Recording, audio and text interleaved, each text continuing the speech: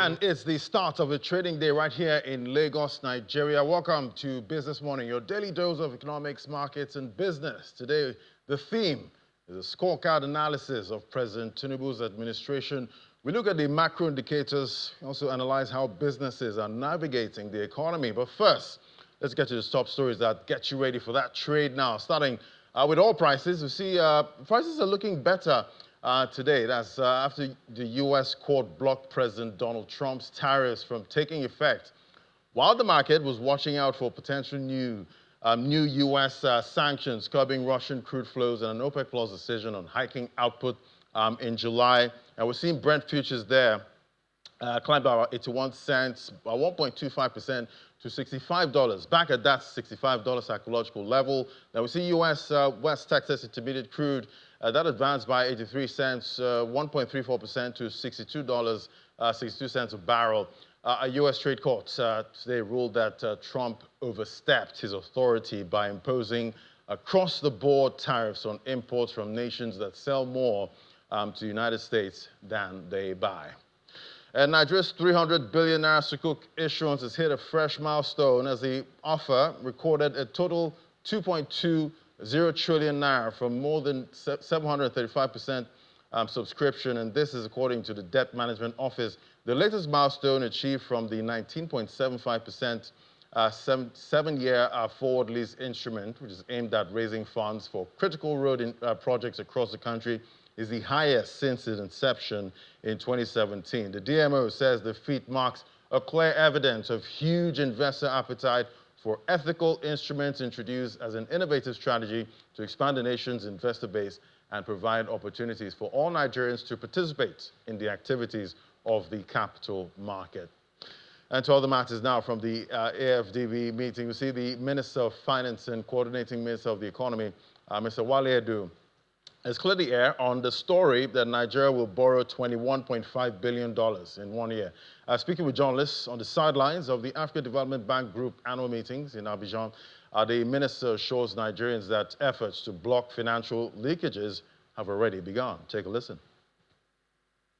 Issues of integrity, issues of transparency and accountability financially. I think Nigeria is leading the way. I think we, on the one hand, we do have a commitment to automation of our revenue generation, monitoring and collection activities, which is ongoing. We have a new tax reform bills which will improve administration of tax, make it more transparent, make it more predictable and easier for for taxpayers. The impression that Nigeria will borrow $25 billion in 1 year or even 2 years is totally erroneous and incorrect, and definitely the wrong impression and the wrong way to interpret the external rolling borrowing plan.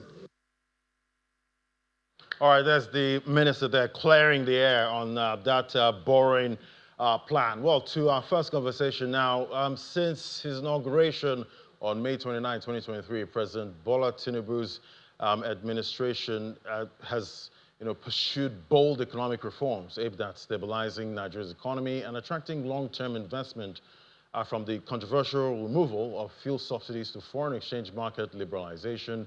These policies have triggered both optimism and pain for businesses. 2 years into his presidency, the data reveals a mixed picture. Notable macroeconomic improvements, but persistent challenges like inflation and unemployment. Let's talk to Mr. Bismarck Rwani now. He's the MD CEO of Financial Derivatives Company. It's great to have you on the show, sir. Good morning. Good morning. Thanks for having me.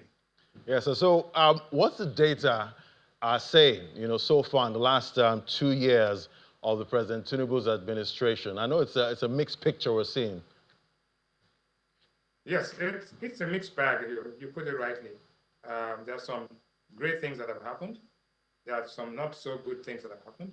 And there are challenges as we go along. And I think, generally speaking, let us itemize what we can say are the great things. But before we itemize them, let us be clear that what has happened is that the policy announcements there's a sequence of events and policies. There's the question of how the impact and the lag between when you announce and when it's felt, and when it is felt, and when people begin to believe that the future is hopeful. So let me take a couple of things. First and foremost, the GDP growth rate in the last 2 years has improved compared to the 5-year average. The 5-year average was 2%. In 2024 and 2025 projected, we are looking at about 3.4%. So the growth rate is better, no question about it. The balance of trade, that is your exports minus your imports, if that increases, then you are doing well. You can see there that the balance of trade has gone from minus $800 million all the way to $13 billion in 2024, and now $7.3 billion. That is good. Federal government revenue, again, average for the 5 years was about 4.88.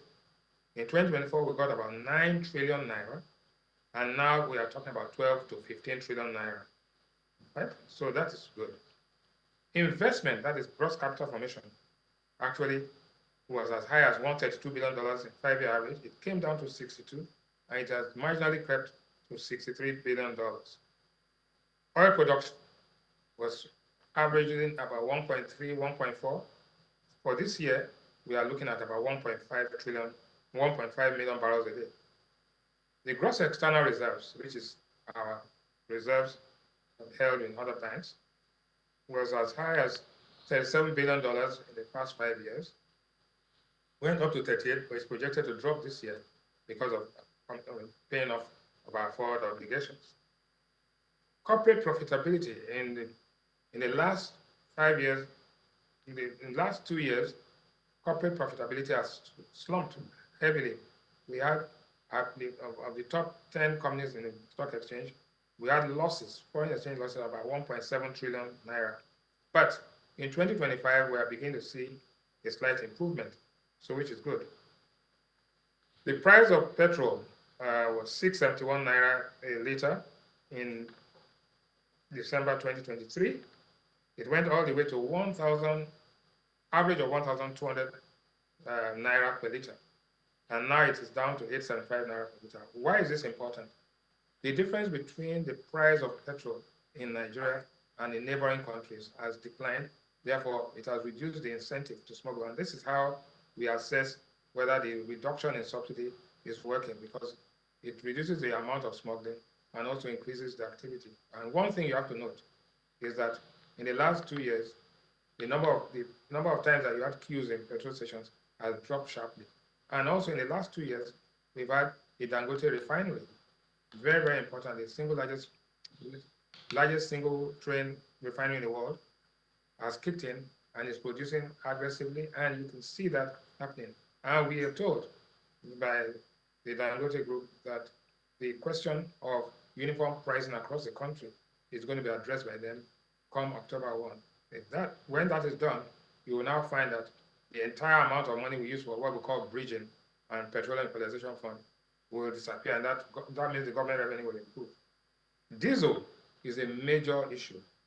The price of diesel, 5-year average of price of diesel was about 1,126 naira. In 2024, it rose to 1,447 naira. But as we speak today, the price of diesel is below 1,000 naira, which is a major feat. So what are the items that are not so good? The 5-year average of fiscal deficit was -8. It came all the way to -15% of GDP. That's -50. 8 trillion naira of deficit went to 15 trillion naira of deficit, and is now 17 trillion naira of deficit. But the question is that if the revenue is increasing, right, why should the deficit be increasing? So that's a question that the government has to address. Inflation, obviously we've changed the way we compute inflation, but the 5-year average using the old methodology was as high as 21%.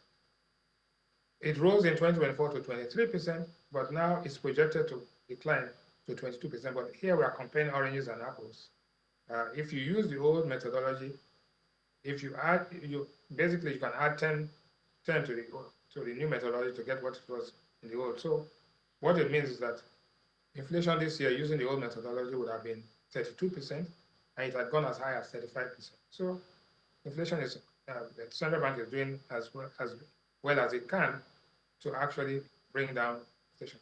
Now, GDP used to be $437 billion 5 years ago. It came down to $187 billion.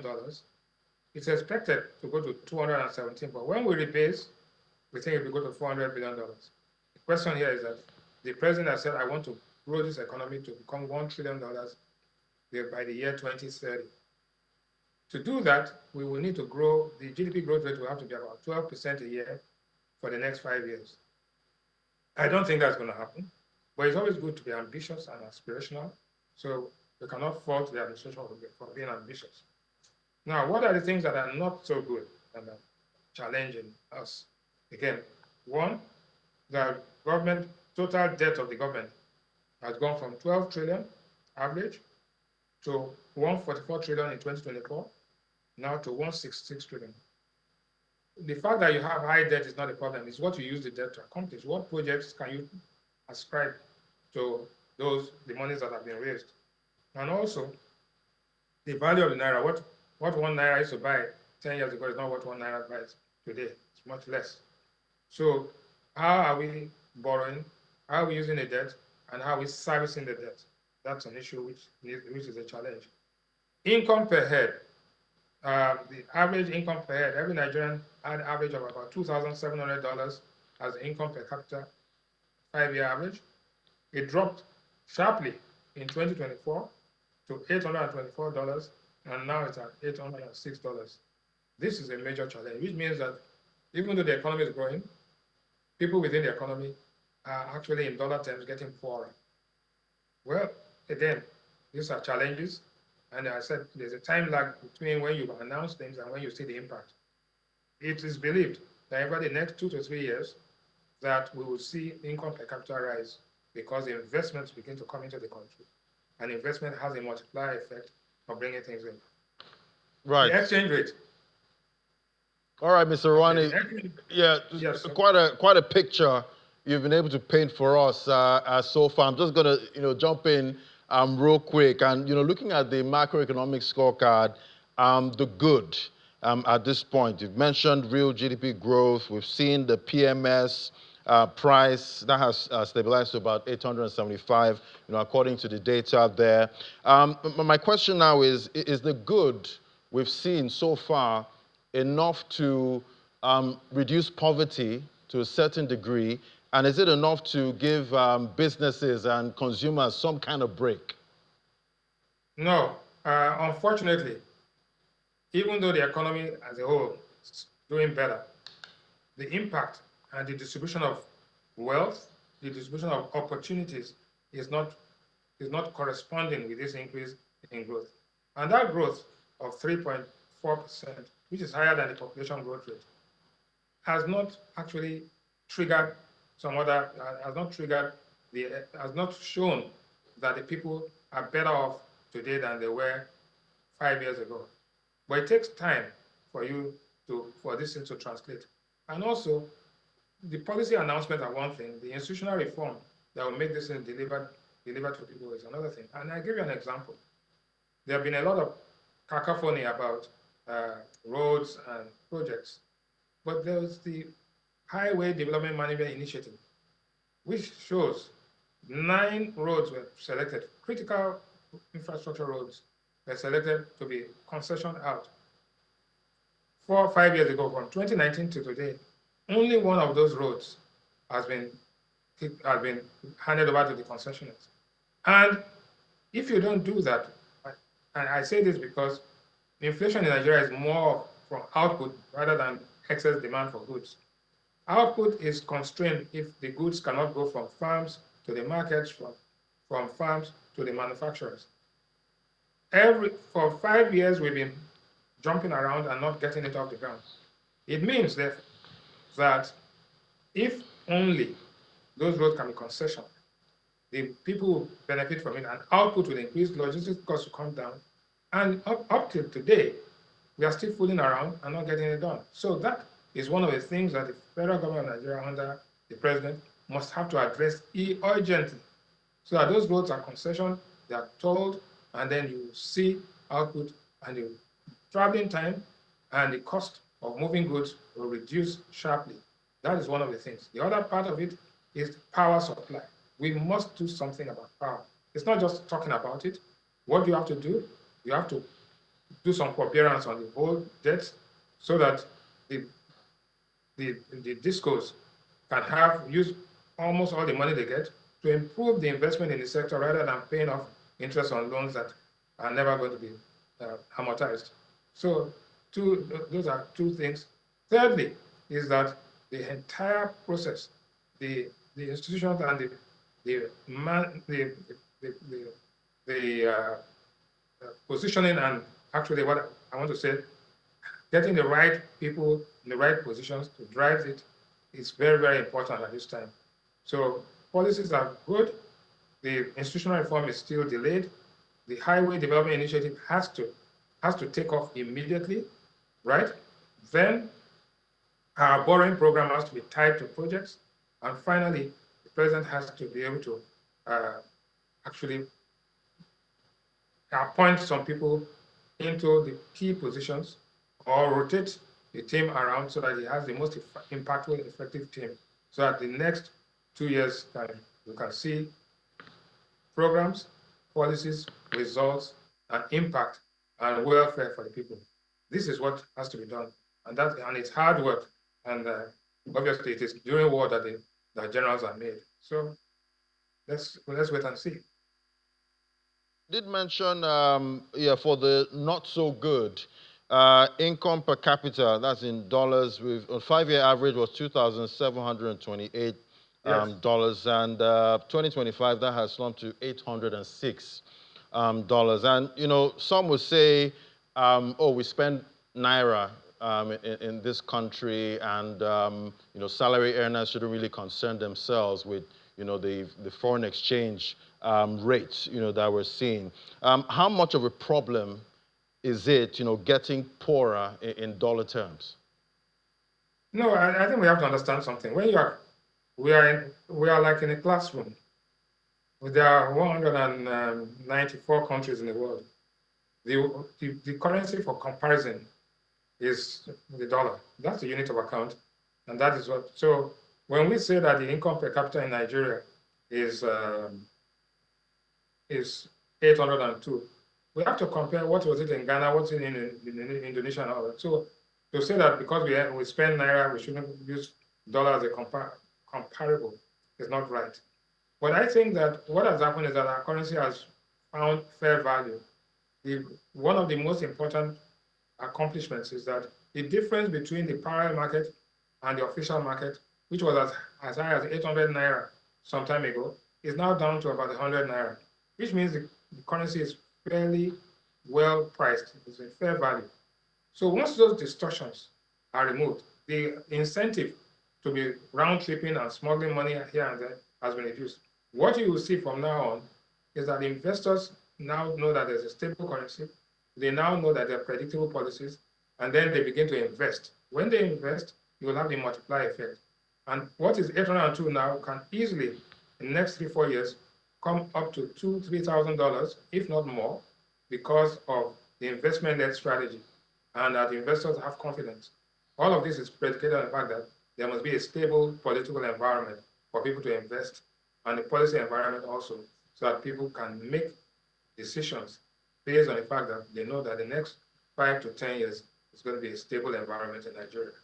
Okay, so Mr. Ronnie, still looking at this income per capita now, and many employees would have benchmarked their salaries, to the dollar, at some point, and maybe your salary of about 350K could fetch you $1,000, before now, and now that 350K is not getting you as much. It's not even getting you above $500 at this point. What do you think should be the realistic salary of that kind of person, at this time? And can the companies afford it? No, I understand what you're saying, because if you took the minimum wage, which we had when we were 18,000, we went to 30,000. At 30,000 at that time, 30,000 at that time got us about almost maybe $70. The new 70,000 naira can hardly get you near there. So in dollar terms, we've seen our salaries begin to decline. But we are a domestic economy, and I'll come back, maybe use your point again, that everything is done based on the level of inflation, the level of productivity. Now, as the productivity increases, so also the wages in the country, the effective wage in the country begins to increase.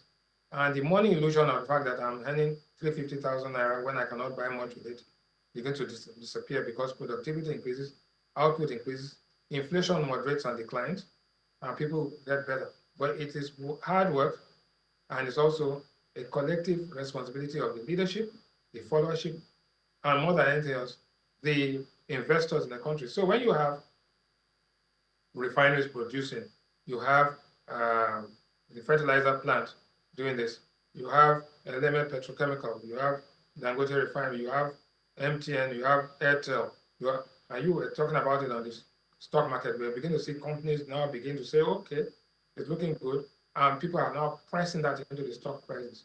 So we cannot look backwards and say, okay, things have deteriorated. Yes, they are, but things can only get better if collectively all parties come together to ensure that investments are made and that productivity increases.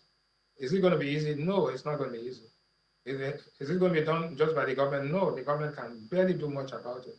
But what is important is that the environment is set, the government shows and gives evidence of not austerity, but optimization of resources.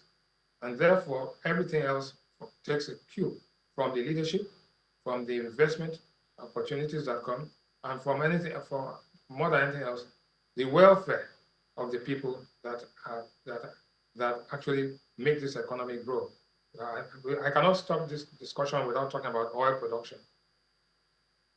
Oil production, both on the land and swamp and the offshore, has suffered seriously, but now with a new NNPC board and team, it is expected that we'll begin to see some improvement in that area.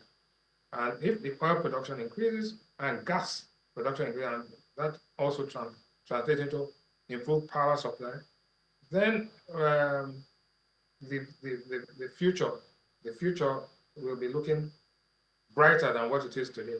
I think that's the other question. It's not going to be easy, but definitely it is possible. But the leadership of this country must make up its mind to ensure that they can deliver tangibles to the people, and that, again, the team that is working has to be made to be more efficient. Right now, we are not the most efficient team in the world right now. Right, and talking about some of the good, we did get that report yesterday that Nigeria has lost the status as the biggest fuel importer in Africa, and South Africa has taken that throne from us at this time. How much of a big deal is that? Well, no, it's not a problem. What has happened is that the Nigerian GDP has not been rebased for an extended period. So, like I said earlier on, that now it's about almost $200 billion. By rebasing, we'll probably come to about $400 billion, which puts us at par or slightly higher than South Africa. But that doesn't do that much. What is more important is that how efficient is this economy being run?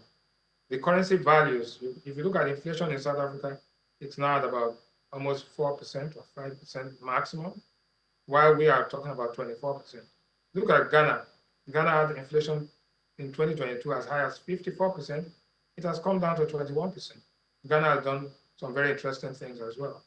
So as your economy gets closer to equilibrium, you'll find that these distortions are reduced, investments come in, and when you put that together with a management team, government management team that is determined to be efficient, right, then you will see the results. That's why I keep on emphasizing that the management team has to be efficient, has to be committed and driven to be competitive, so that Nigeria can recapture its place as I won't call it the giant of Africa, but as a leading economy in Africa. In fact, the biggest economy in Africa and the most attractive destination for investment. So that people are investing domestically, people are investing regionally, and people are also investing globally in this market because it is attractive. I think that's the most important. So these 2 years of our administration is to reflect on what has been, what we have achieved, what we have not achieved, the challenges ahead, and what we have to do next to ensure that the people of Nigeria are going to be happier in the few years ahead than they were 5 years ago.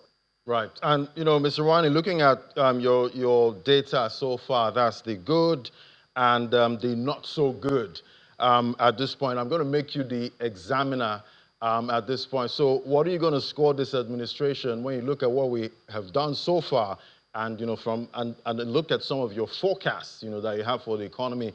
What are you scoring this administration?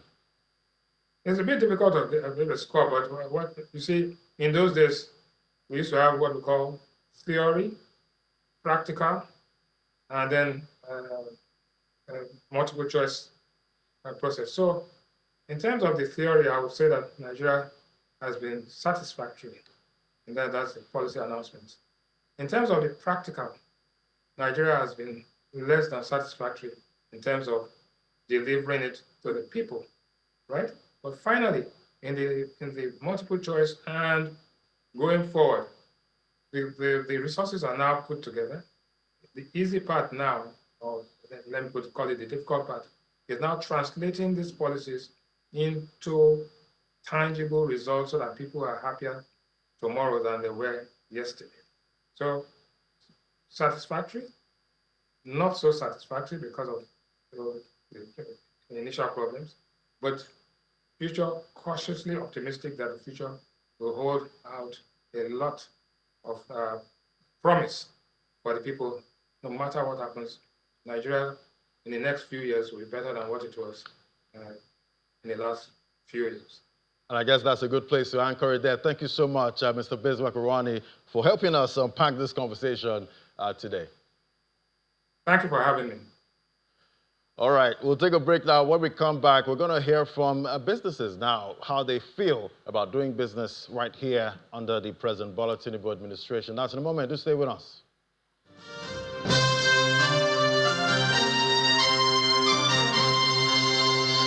And President Bola Tinubu's administration has ushered in a new era of economic reforms aimed at revitalizing Nigeria's business environment. Since May 2023, policies like the fuel subsidy removal, foreign exchange unification, and tax reforms have significantly altered the operating landscape for businesses.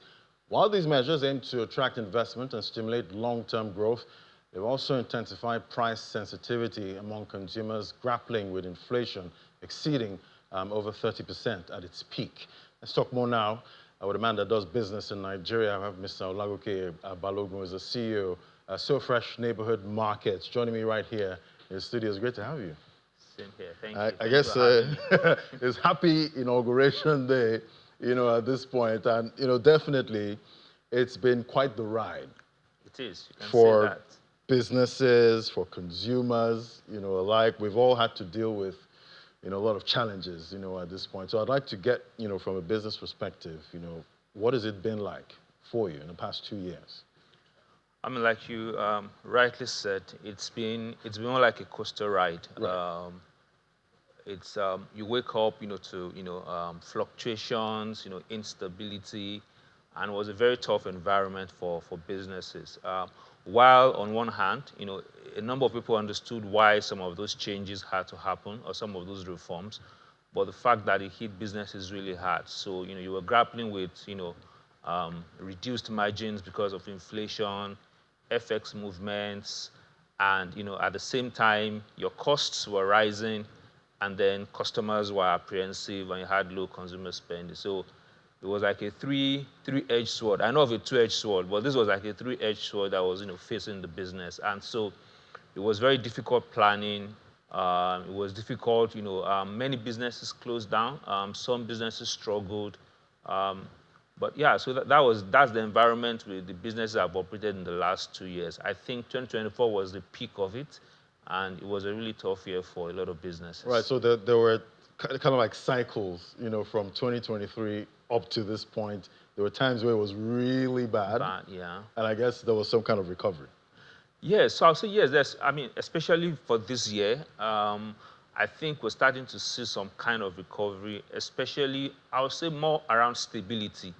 So what we had last year was, especially for food businesses, which is the space I played, you never can tell what your cost will be. We're in May now, you never can tell what your cost will be in June or in July. And so planning was very difficult.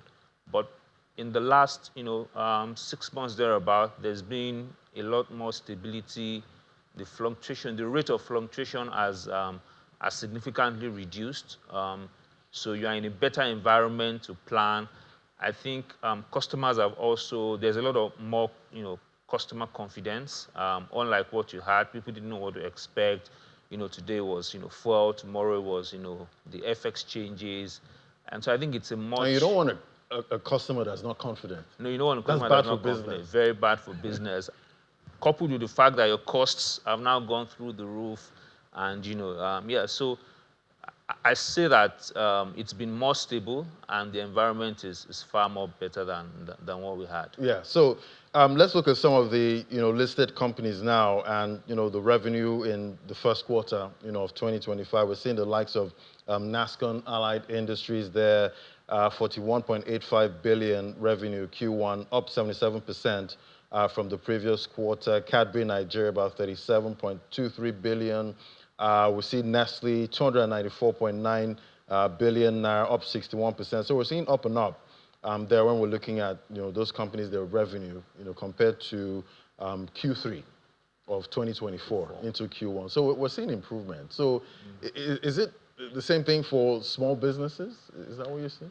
Yes, I think the trend is similar for small businesses. I think one of it is largely driven. A lot of businesses took a price increase last year, and so that's reflecting in in the revenues. Many people corrected for the inflation, corrected for the exchange rate, and so if we compare it, I think it will also be helpful to compare volumes, because what you've had is a lot of businesses have grown in terms of the naira value, but they have declined in the volumes. So one of the big challenges facing businesses, especially small businesses right now, is how do I grow that volume back? Because it's not just sufficient to grow the top line, because your costs too have risen. So you must be able to now look inwards, increase your channels and getting more customers to grow that volume. But basically on the top line side, I think most businesses are experiencing a growth in top line. I would say largely driven by the increase in prices. There's also more consumer spending right now. So yes, it's the same trend. Right. All right. Let's look at the labor market. At this point, I know you employ a lot of people, and it's the same story. Inflation. Maybe the salary is not able to get you anywhere you're trying to go. At this point, how have you been able to deal with raising salaries? How have you dealt with that and still managing profitability? So it was inevitable, that businesses had to raise salaries, especially when you are an SME and when you employ at that much lower level. They are eat faster by inflation. And so, yes, for us, we knew we had to raise salaries, like many small businesses did. So it was not an issue of looking inwards, operational efficiency. So if I'm raising prices here, where am I getting gains to manage my costs, reduce my costs? So there's had to be a lot of internal efficiency reengineering for most businesses. One of the things I've seen a lot of people do is to divert to local sourcing. So in my space, I know that a lot of businesses used to bring in items, but there's been a lot of reorientation to say. So I like to say it's not patriotic that many people are patronizing Nigeria now. It's a matter of strategy. So how do I cut down my costs of material? So we're seeing that a lot of operational efficiency to ensure that you are operating efficiently and you're managing your costs, and then those gains you can transfer it to your labor. because what we saw is that a lot of staff started resigning, leaving job. Like it's better for me to sit at home than for me to work a whole month, and then my salary is not able to cover for my cost of transportation, feeding, and all of that. So I think it also forced businesses to be smarter, to work leaner, to be sure that they're operating efficiently. And working leaner means some kind of layoffs. So not necessarily layoffs. For example, we didn't have to do a layoff, but we had to do a lot of internal efficiency reengineering, like I said. For some businesses, yes, it had to be layoffs. So if you had 10 people manning a station, you had to ask yourself, do I need the 10 people? Because now your volumes have reduced, so do you still need that 10 people? So yes, that actually happens. It's inevitable in business. You just have to look at all your operating points, from materials to labor to utilities and the range of everything, and look at where you can get the most savings. Right. I know you play in the healthy food space, at this As point. number one. Yeah, and I'm wondering, in a cost of living crisis, there's this notion that healthy food is expensive. So would you say consumer sensitivity wasn't so bad, towards healthy food? Because you're trying to eat here. Do you think your first choice is healthy food? Or how do you impact so your maybe I should industry? correct that notion. So I don't believe healthy food is expensive, because you find the same person that buys a 5,000 shawarma complains that 5,000 or 6,000 salad is expensive. So I think it's a function of a preference, or the value perception. But yes, a lot of people have that perception that healthy food is expensive. But the reason also because you're using real ingredients for your products. There is no preservatives, no artificial stuff in the food. So you can expect that the value is not going to be the same with with other types of food. So that market is in two ways. Some people, that market caters to a very specific niche, and they like what they like, they want what they want, and I'll say it's been very resilient playing in that space, because people understand why they're buying healthy food, they understand the reason behind it, and so as long as you're able to deliver that value, and pass across that messaging to the customers, we did not see too much variation in customer volumes. Yes, we had some drop-offs, and drop-offs happen to say, okay, I'm buying this 4 or 5 times. Now maybe I'll buy it 3 times. Maybe I'll buy a different variant. So I also think it was a function of having different levels of products for different classes of customers. So for example, at SoFresh, we have something for different levels, and so if you're not buying this, you can buy this. If you're not buying that, you can buy this. And so I would say it's one of the... You're not stuck in high prices at this point. But what would you say businesses are finding growth opportunities, in this business climate? So I believe that no matter what the climate is, there is always business opportunities. So for me, I think for a business, the questions you need to be asking yourself is, at every point in time, are you on the relevant channels? So if you're on one channel, you're on 2 channels, can we increase that channel to increase visibility, to increase awareness? Because there's no business that you get to a point where you've reached all your customers. So there's always opportunity, one, to reach more customers. There's also opportunity to sell more to your existing customers. Like, you're either selling more, or giving them a different service or different products to the same customers. So you need to just be asking yourself, what are those levers I need to pull? Am I opening up more channels? Am I, going to new regions? For example, in the last 3 years, as difficult as things were, we opened up in Ibadan and Port Harcourt, and that exposed us to completely, new customers, and that, influenced part of the growth for SoFresh. So you're looking at regions, you're looking at channels, you're looking at, what more can I sell?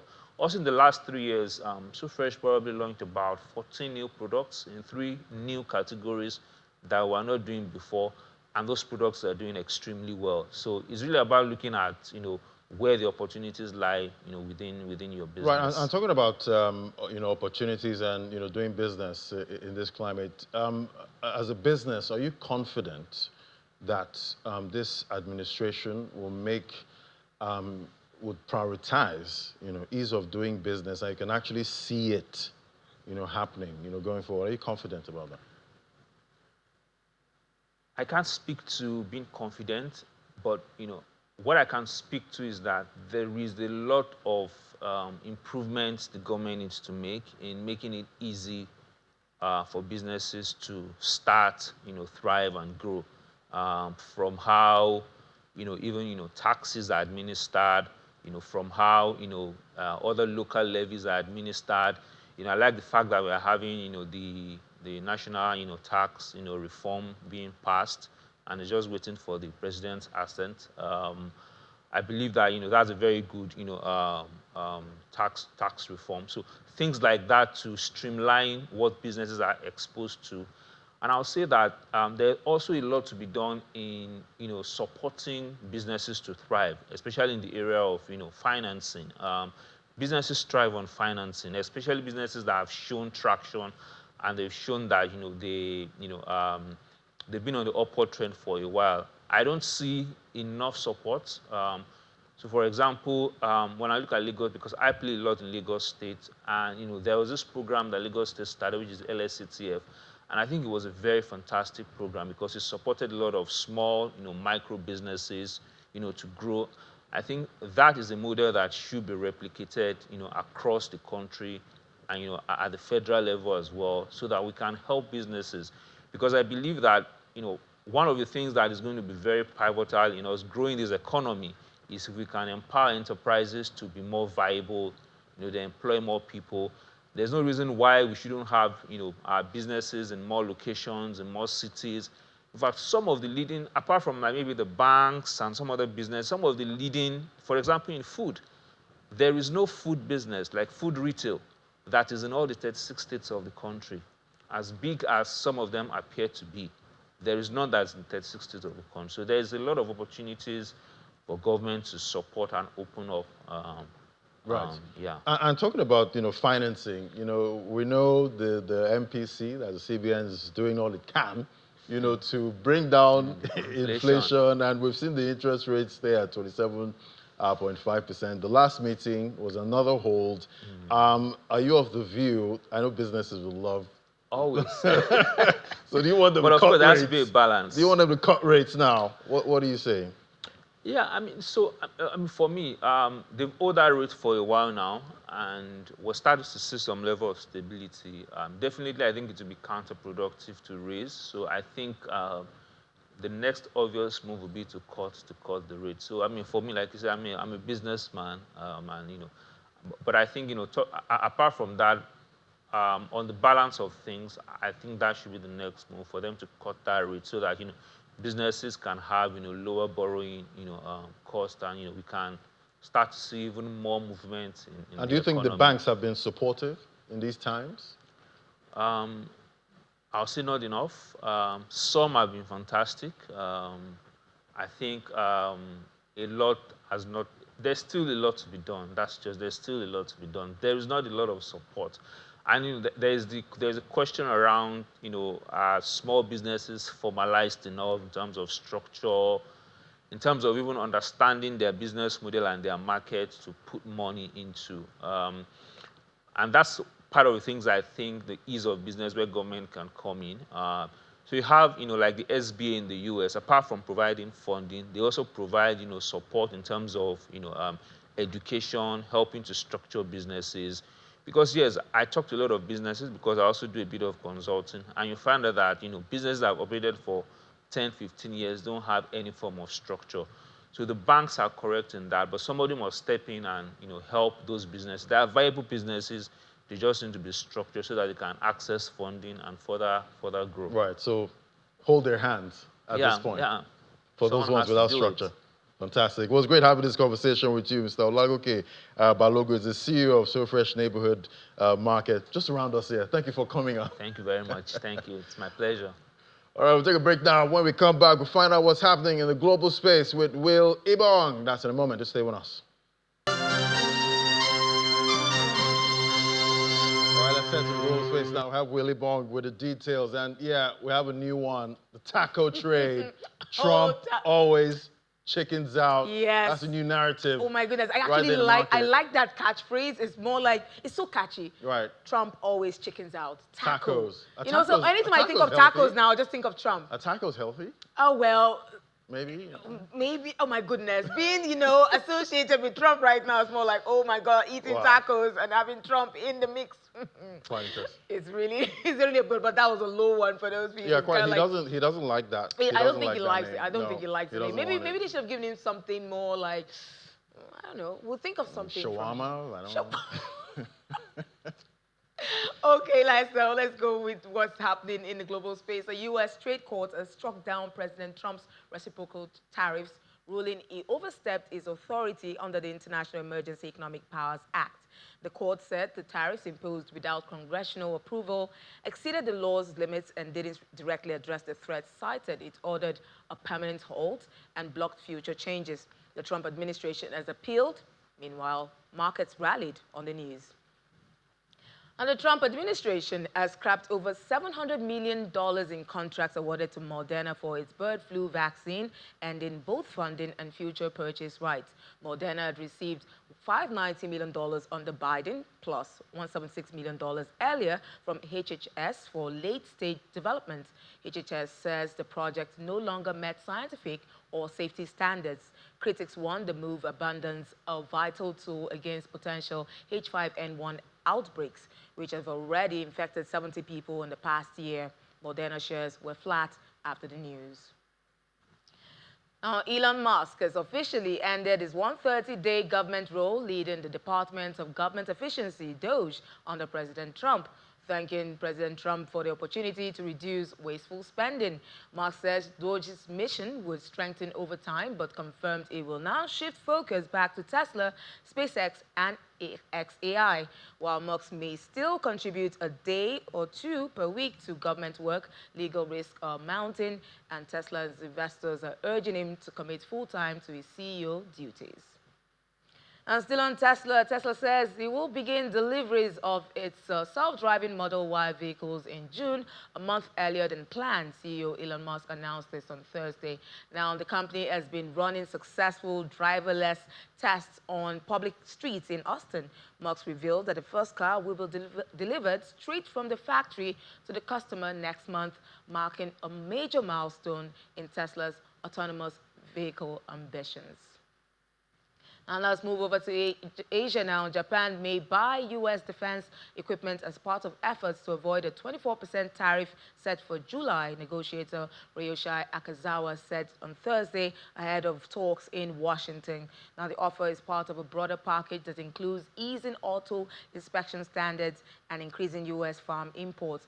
Akazawa meets U.S. Treasury Secretary Scott Bessent on Friday with a G7 summit and a Trump-Ishiba meeting approaching. A court ruling blocking Trump's broader tariffs won't alter Japan's strategy, sources say. Now, Japan is also pushing to remove auto-specific levies, but denies plans to increase its shares of U.S. troop costs. Now, still in Asia, the Bank of Korea has cut interest rates by 25 basis points to 2.5%, its fourth cut in 6 meetings as the country battles political instability and U.S. tariff threats. The central bank cited weak growth and steady inflation as key reasons for the move and warned of considerable economic slowdown ahead. South Korea's GDP contracted 0.1% in the first quarter, and its 2025 growth forecast has now been slashed to 0.8%. With elections set for June the 3rd and a U.S. tariff deadline looming in July, analysts expect fresh fiscal stimulus, but caution it may not be enough to offset falling exports and a sluggish property sector. Now let's move on to the tech space. NVIDIA's first quarter revenue jumped 69% to $44.06 billion, beating forecasts as data center sales surged 73% to $39.1 billion, driven by AI demand. Net income rose 26% to $18.8 billion. The company took a $4.5 billion hit from U.S. export curbs on its China-bound H20 chips, which also reduced potential sales by $2.5 billion.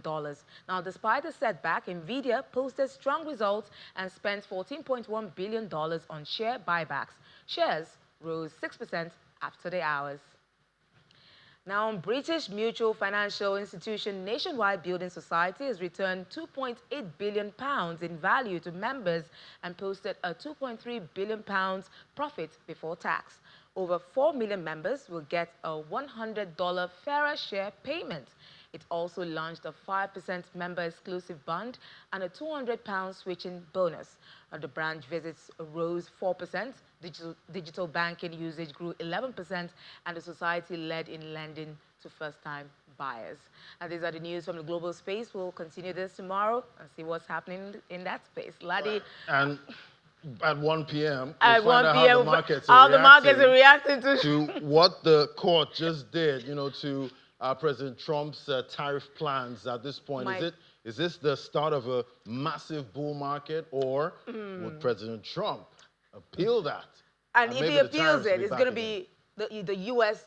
judiciary versus Trump, the executive, like executive arm versus the judiciary. Yeah, somebody's checking somebody. Somebody's checking someone. There in the US. So it's not about just, you know, dishing out arbitrary tariffs, you know, signing arbitrary laws and, you know, putting out stuff out there that people cannot caution. It's more like now we have the judiciary doing their job. Yeah, they're checking. I think they should have done this before.